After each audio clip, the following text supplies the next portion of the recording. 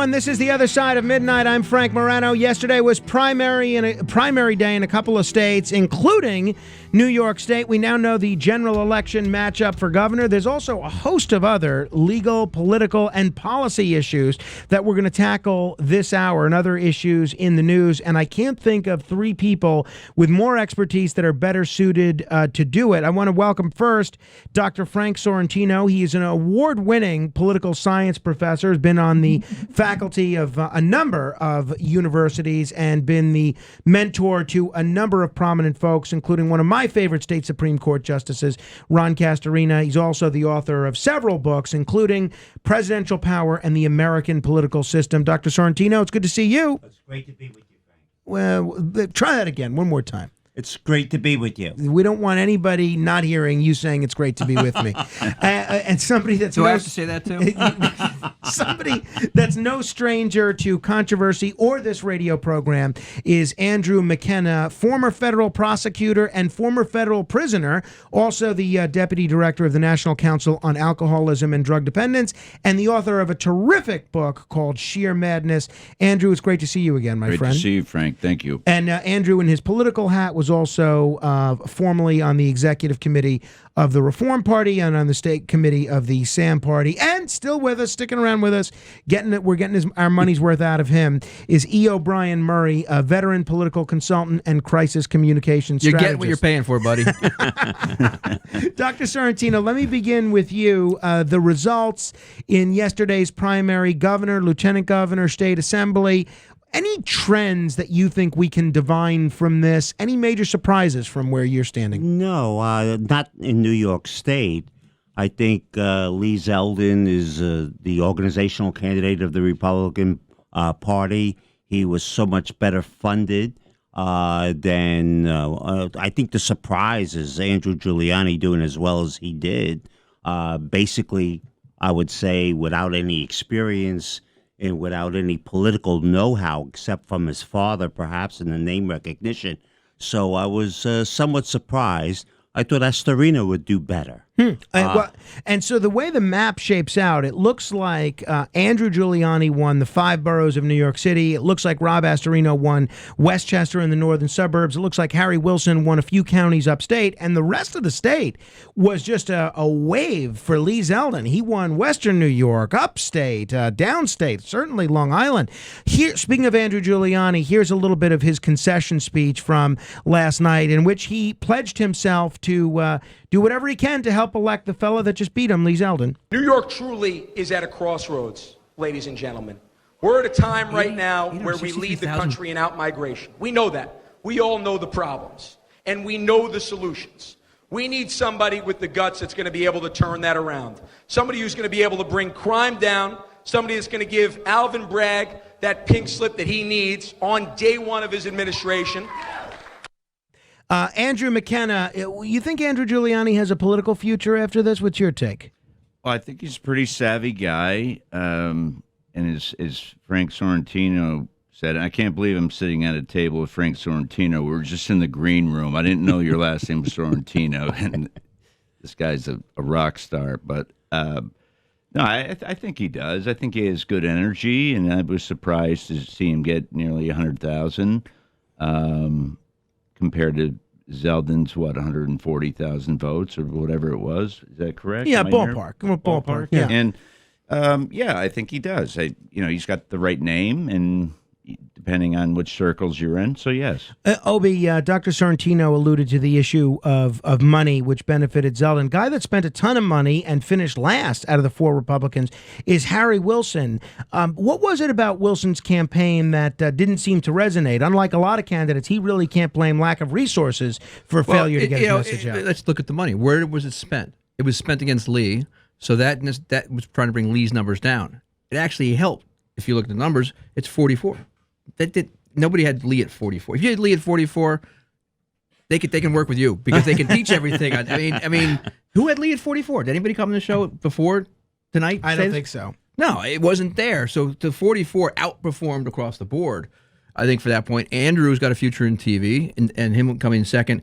I've always thought he was a flat, whatever his number it was, because he had no money to go up or down with at that point. Harry spent his money against Lee. It didn't work, and every dollar Lee should write a check to Harry for part of that money as a thank you. And with a big note, thank you for all the name ID across the state. The governor should be worried about that because every dollar that was spent against Lee helps him in the general. Right. Let me ask you guys a question. Because it portrayed him as a moderate. No, close to Cuomo. Right. Too, at the same time. Right. Like it was like that he voted against, he wasn't just a hardened Republican. Right. It was at the time when Cuomo was good for the state, as far as people are concerned. Upstate, Cuomo's numbers bear that out. That's where Lee was with Cuomo. Mm-hmm. Compared to you guys, I'm a novice in this particular area. That's the one to watch out for. I know. So, does Zeldin have a chance? Yeah, well, that's the next question I was going to ask. How do you guys handicap the general? I'll begin with you, Dr. Sorrentino. Well, one of the problems that Zeldin has is a lot of the population of New York has left. Not, we're not talking millions and millions, but in a close election, and I think it could be a close election in terms of crime, in terms of taxes, in terms of the management of the state, I think there is a case that can be made against Governor Hochul and the legacy of Andrew Cuomo. But he may be missing a couple 100,000 votes, and that could be significant. That is interesting. By the way, if people have questions for our illustrious panel on either legal issues, political issues, or policy issues, now's the time. 800-848-WABC. Obi, what about what Dr. Sorrentino brings up, that the kind of voter that would have voted for a Republican has moved out of the state, maybe to places like Florida or the Carolinas or Arizona? I don't think Any it truth to that? Doesn't matter. How do you get near 30% in New York City as a Republican? You and I talked about this when I was on air when I was down in South Carolina in October, after one of the debates, one of Curtis's debates, I think. He didn't do 30, and you remember you and I. Yeah, he did 27 and a half. It ain't 30, baby. Yeah, you had him at around 20. And he didn't have the conservative line. But him plus conservative didn't even get you there. And the numbers, take where he got his votes from, put that out in a general election in a even number, of course, but not the presidential election. Where are those numbers going to come from Democrats too? So his numbers was at a ceiling for number of votes, but Nicole didn't get it. And she ran against an incumbent that people didn't like. And here you're trying to do that same thing against Governor Hochul, who, if they're trying to make the case against her, what do they not like about her? So before we even talk about Upstate, tell me how New York, if you got, it's all numbers and where it balances out. If you got 70% Upstate and you got 20 in New York City, you're still gone. So it doesn't matter. It's all pluralities. And the other issue, I think, if you ever look at this, is the governor, Upstate, if you are a white Republican Buffalo Bills fan, you're voting for her. Right. That whole Erie County area, and George Pataki, I worked for the state committee in 93, 94, so I had Rudy's campaign here in the city. Pataki's the next year up at the state committee at Albany. Bill Powers, fantastic state chairman at this point, looking at history there. And Erie County, Tom Reynolds that night said to George Pataki, "You won." It was like with Bob Turner when Dov Hiken came into the office with Ed Koch there and Pete King and said, "Obi, you won." I said, "I look at Bob." He goes, "How do you know?" He goes, Bob Turner got more votes in Dov's home district than Dov." Yeah. And from that point on, I turned to Mayor Koch and said, "You want to go on stage and do this thing?" And it was a turnout. It was a local turnout. Like New York City, how do you get those voters? And if Lee can't get, and again, I say near 30, it could be 27, 28, 29. Statewide, they never do it because to get the message upstate, you turn off New York City voters. Right. And you have to figure out how you do that. It's plurality. And then so Lee's got Nassau and Suffolk set up. If I was Lee, good night, honey. Take care of kids, tuck them in. Come see me. I will never be back in Long Island between now and the election. So it's got to be the crime issue then, right? That's the only way he's going to overcome Hochul. No, because to get New York City. Crime issue when you go too far as Republican New York City, you have the issue then about the jails, and then you got the independence. It becomes a slippery slope then too, because you've got bail reform, which gets you the independent issue, and then if you're against bail reform, with what happened, yes, bail reform was a mess the way it was done, but it is slippery slope because it's not just crime. It is the coronavirus, and it is the communities. And when I worked for Michelle, I was out in Queens, in Elmhurst. We were in line with men and women waiting for food in the food pantries, and they were concerned about getting their jobs back. But now they're worried about their health and the side effects of corona. I mean, all these things. I mean, so it sounds like you need that. The Republicans have to get in those communities. The Latino vote is up for grabs. Up for grabs. I'm not sure that Lee and the party right now have a plan to do that. That gets you there. Well, I think we have to realize that Kathy Hochul's not a bad politician. She knows how to co-opt large numbers of voters. You mentioned Erie County with the stadium. I mean, it's hard to justify spending $600 million to build a stadium for the Buffalo team, but she does that. She also co-opted the state unions. It used to be upstate New York. You had jails, you had colleges, you had mental health institutions. There's where the jobs are, and those unions tend to be very pro-Democrat. Now, they may be open on the crime issue. They may be open on the schools issues. But I think when you see the amount of money she's going to have from Wall Street, from the unions, I think she's going to be a very difficult candidate to beat. But yeah, also, I mean, I upstate, think that's the consensus. the Hudson right? Valley, though, who's from the Hudson Valley? Delgado. So as Republicans are in the Hudson Valley, what is he going to push the numbers up or down for? And it's plurality. As a Republican, I said 30. You're at Nassau and Suffolk, you have to get in your 60%. The plurality to make up the loss in New York. Hudson Valley, the same. You go further north, you get maybe 55 in the Hudson Valley type thing they talk about. You go north, you got to get even higher because it's a plurality. As you said, there's fewer people there. That's running the table up there. And crime is a major issue, no question about it.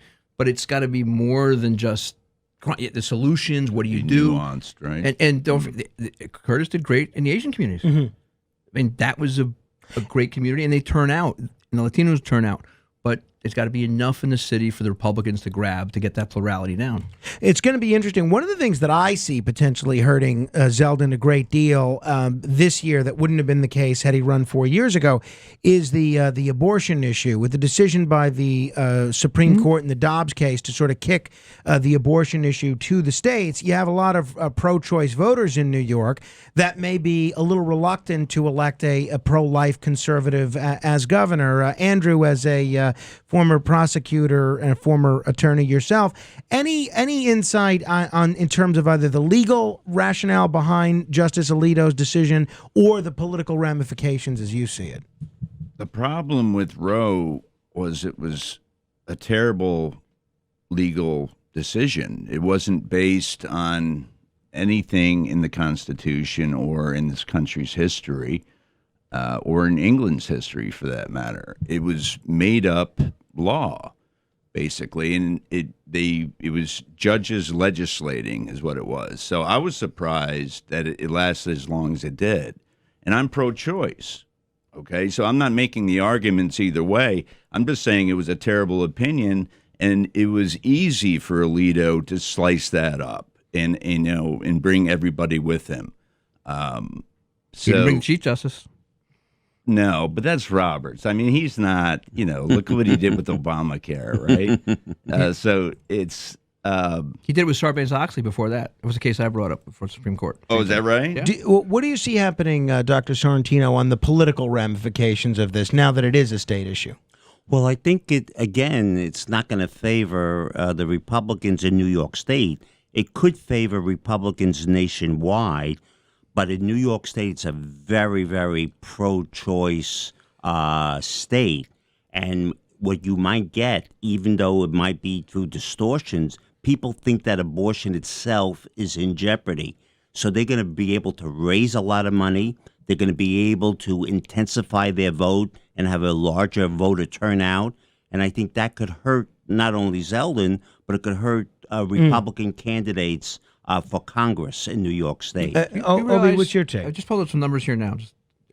These numbers don't lie. Cynthia Nixon, 4 years ago. How many votes do you think she got? In the primary, I guess she would have gotten, I'm going to guess 200,000. 537. Really? Wow. What did Hochul get tonight?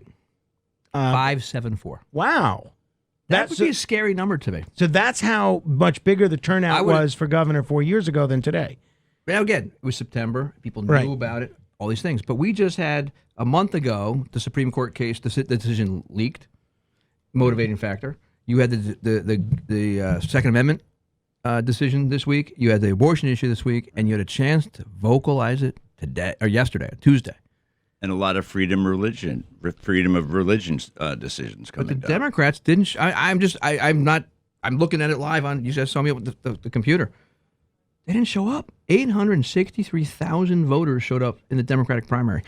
4 years ago, no early voting. So 4 years ago, it's tough to get absentee ballot. yeah, so you think that lack of enthusiasm on the part of Democratic primary voters could inure to Zeldin's I think benefit that's in the a general? benefit to Zeldin all day long Interesting. right now. That's interesting. And also, don't forget, Zeldin has the benefit now, too, of working between now and August on a primary with other people's money. You mean on a general? No, the congressional primary. Oh, I see. You Okay, have a gotcha. primary upstate. You have one, two. You got New York 1, right? Yeah, All these different, how many of these guys are going to campaign with Lee? He's the Republican. They'll Right, want everybody him. will. Sure, and that's he'll right. He'll just keep that going, That's too. interesting. But you also have a situation called like the issue du jour. Right now, it's hot. 2 months from now, a lot of people may not feel with the same intensity that they did in this past week. So the problem that the Democrats are going to face is that can they sustain this popularity that people fear the end of abortion, they want to be pro-choice. All of that's working for them. But, November is still a long time away, and things can change. The gun laws, I think, are also significant. But again, we've always known, gun control, when you ask on polls, they poll very well. But people don't tend to vote highly on gun control, except for the people who favor guns. When you talk about polling very well, you mean, do you vote on the issue? When you ask what are the most important issues, it comes to the top? What are you talking about there, sir? Well, the idea is that right now, abortion's hot. Right now, gun control's hot. After Uvalde, it also is hot. But those things tend to fade a little bit. Now, will they be able to sustain that level of interest, that level of voter intensity? I'm not sure, because it hasn't worked always in the past. And there's a disparity here because the polls show 55 to 60% of Americans didn't want Roe touched. But you're saying, And I have to think that's a much higher number in New York, too. Right, and I would agree. Right, and I agree with that. But Obi, you're saying they didn't turn out. I'm just looking at numbers. Yeah, numbers. You talking about polls? Yeah, but Dr. Sorrentino's right. I mean, if this fizzles out, and I believe the gun control piece will fizzle out, and I think they found some reasonable middle ground recently in Congress. But will abortion fizzle out between now and November? It's going to be interesting. We'll take a quick break. We'll try and squeeze in some of your calls when we return. 800-848-WABC. That's 800-848-9222. Andrew McKenna is here. Dr. Frank Sorrentino is here. And E. O'Brien Murray is here. This is The Other Side of Midnight. I'm Frank Morano. Straight ahead.